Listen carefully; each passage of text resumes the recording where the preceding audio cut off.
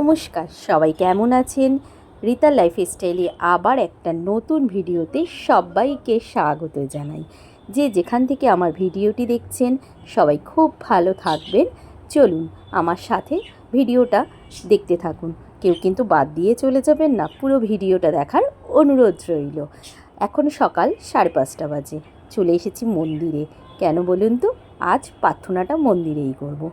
সকালবেলায় প্রার্থনা করতে আসলাম। কোনো সময় সকালে আমার আসা হয় না, যেহেতু সকালবেলা আমার কাজকর্ম থাকে। আজ হলো 1 মার্চ, আমাদের মন্দিরের প্রতিষ্ঠা দিবস উপলক্ষে, তাই সকাল থেকেই ঠাকুরের সৎসঙ্গ আছে। দেখুন মন্দির কি সুন্দর করে সাজিয়েছে। সবাই সবার মতন করে ভিডিও করছে, কারণ এখন একটু ভোরবেলা বলে মন্দিরটা ফাঁকা আছে বলে। ঠাকুরকে দেখুন কি সুন্দর দেখাচ্ছে, আর সাজ তো অপূর্ব হয়েছিল। ফুলের এই সাজ যে বানিয়েছে, মানে তাকে ঠাকুর, মানে কি বলবো, সৌন্দর্য মানে এত সুন্দর তার হাতের কাজ, মানে এত ভালো করে সাজিয়েছে। ভিডিওতে কত ভালো বোঝা যাচ্ছে জানি না, কিন্তু দেখে চোখ জুড়িয়ে গিয়েছিল। তাই আমিও আমার বন্ধুদের সাথে কিছুটা শেয়ার করলাম আমার এই ভিডিওর মাধ্যমে। দেখতে পাচ্ছেন ঠাকুর, বড়মা, বড়দা কি সুন্দর করে সাজিয়েছে। চলুন এবার আচার্যদেবকে দেখিয়ে আনি। এই দেখুন আচার্যদেবকে।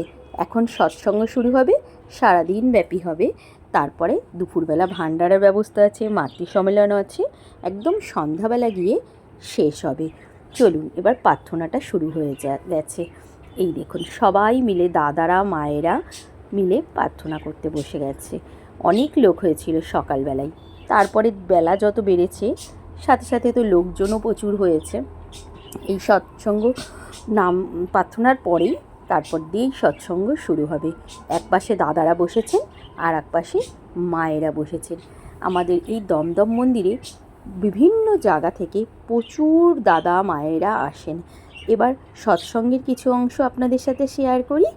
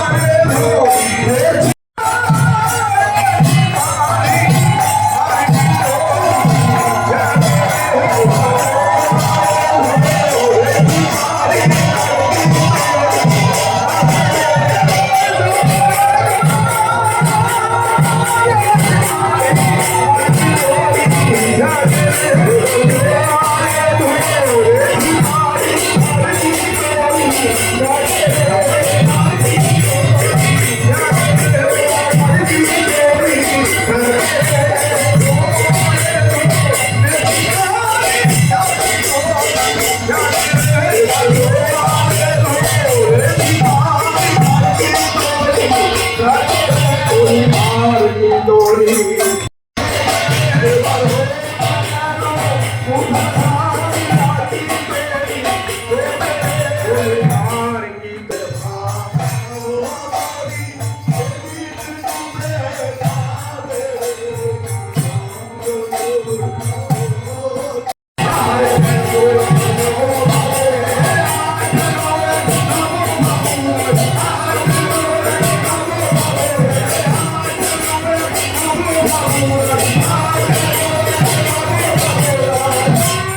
হৃদয় মাথায় উঠেছে আর যেন এক নবভাবতার হৃদয় মাথায় উঠেছে মধু মাখা হরিনাম নিমাই কোথায় পেয়েছে এমন মধু মাখা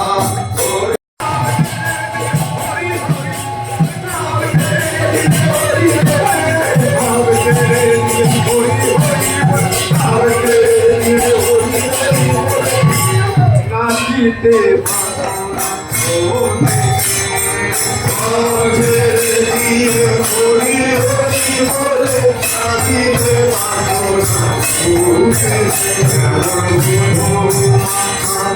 হরি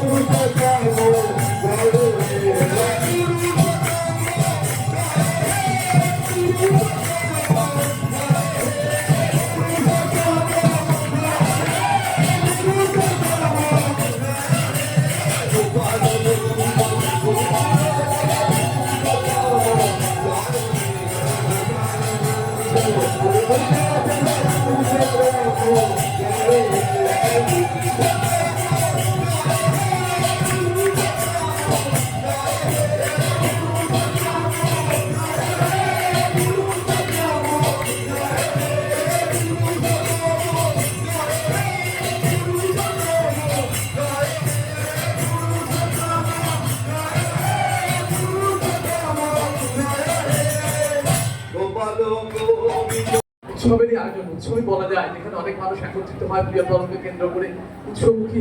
এখানে যেন আমরা মন্দিরে যাতায়াত করে নিয়মিত আমরা যেন ঠাকুরের কাছেই এসেছি। এবং রিসেন্টলি দীঘা মন্দিরে একটা ঘটনা আমি শুনেছি, আপনারা অনেকেই হয়তো জানেন। সেখানে ঠাকুরের বিগ্রহ, বড়মা বিগ্রহ, বড়দা বিগ্রহ আলাদা আলাদা জায়গাতে, বড়মা বড়দা আলাদা বিগ্রহ ছিল, আলাদা মন্দির। আপনারা জানেন এই পুরো দীঘা মন্দির যে অবস্থায় ছিল, কিন্তু নতুন কনস্ট্রাকশন শুরু হয়েছে। আচার্যদেব বলেছেন সেখানকার ত্রিপুরাকে যে ঠাকুর একা থাকে সারাদিন কথা বলবেন কার সাথে, বড় বাবাটাকে ঠাকুরের কাছেই তুলে দেন। অর্থাৎ আমাদের অন্তরে যেন এই বিশ্বাস আগে এখানে ঠাকুর প্রতিষ্ঠা করছেন।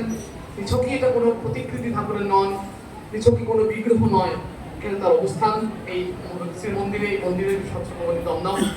এটা পদপ্রতিবাসী দাদার অত্যন্ত আদরের। আমরা এখানে আসি যাই, সব মন্দিরগুলো, সবসময় মন্দিরগুলো মানুষ তৈরির কারখানা। কামারশালা বলা যায়। কামার যেমন কাঁচা লোহাকে ভেঙে চুলে নতুন করে তার রূপ দেয়, কুমোর যেমন কাঁচা মাটিকে নতুন করে রূপ দেয়, তেমন এটা কুমোরের ঘর। এখানে এসে মানুষ তৈরি হয়। মন্দির মানে এখানে শুধুই পূজা পাঠের জায়গা নয়। আমাদের দেশে ভারতবর্ষ হিন্দু যারা সনাতন ধর্মাবলম্বী মানুষ আছে বা অন্যান্য মতাবলম্বী মানুষও আছেন, তারা সারা বছরই নানা জায়গায় মন্দিরে যান। সেই মন্দিরগুলোতে মানুষ দেবদেবতার পুজো দিতে যায়, মানে তার চরণ পুজো করতে যায়। আমরা কিন্তু এখানে চরণ পূজা করতে আসি, আমরা কিন্তু শিখতে আসি আমার জীবন চলনা কেমন করে একটা মানুষ সুন্দর করে সত্যিকার একটা মানুষ হয়ে উঠতে পারে। এই সৎসঙ্গ মন্দিরগুলো আর সৎসঙ্গ মন্দির দমদম বিশেষ করে আমাদের এই কৃষ্টি সভ্যতা, আমাদের সব ধর্মের একটা চাষ হয় এখানে। এখানে এসে আমরা আরেকজন হচ্ছেন আমাদের শ্রদ্ধা কর্মা, আরেকজন হচ্ছেন স্বর্গীয় লক্ষণ শিল্লা, যাকে দিয়ে আচার্য তিথি দাদা এই মন্দির তৈরি করিয়েছেন। তার শুভ আশীর্বাদে এই মন্দিরটা ছোট লক্ষণদা সমস্ত শক্তি প্রয়োগ করে এই মন্দির তৈরি করেছেন। আর আজ সেই দায়িত্ব আমাদের উপর চাপিয়ে দিয়ে গেছেন রক্ষণাবেক্ষণ করবার জন্য। ওই বীর সৈনিক সূচনা হয়েছিল, হিসেব মতো দেখতে গেলে তার আজ সুবর্ণ জয়ন্তী হওয়ার কথা, অর্থাৎ 50 বছর পূর্ণ হওয়ার। সেটাকেই দমদম উৎসব বলে শুধু কলকাতা নয়, শুধু পশ্চিমবঙ্গ নয়, সারা ভারত এবং মনে হয় বহির ভারতেও তার খ্যাতি ছড়িয়ে পড়ে। একসময় সেই উৎসব এমন একটা ব্যাপ্তি যে উদ্যোগিত হয়েছিল যে তার সেই উৎসবের যে শোভাযাত্রা, সেই শোভাযাত্রার পেছনে রাজ্যপালের গাড়ি 1.5-2 ঘন্টা আটকে ছিল। প্রথম 3 বছর বিরাটি, তারপরে দমদম এয়ারপোর্টের 1 নম্বর গেট, তারপরে আবার নিউ ব্যারাকপুরে 2 বছর, তারপরে আবার এখানকার 3 নম্বর গেট, ইত্যাদি চলতে চলতে 85-86 সালে এখানে জমি কেনা। এখন সৎসঙ্গ শেষ হয়ে গেছে, ভান্ডারা শুরু হয়ে গিয়েছে। এই দেখুন কত লোক বাইরে লাইন দিয়ে দাঁড়িয়েছে আর কত লোক মন্দিরে সবাই নিজের মতন করে সময় কাটাচ্ছে। অবশ্যই কেমন লাগলো সবাই জানাবেন কিন্তু।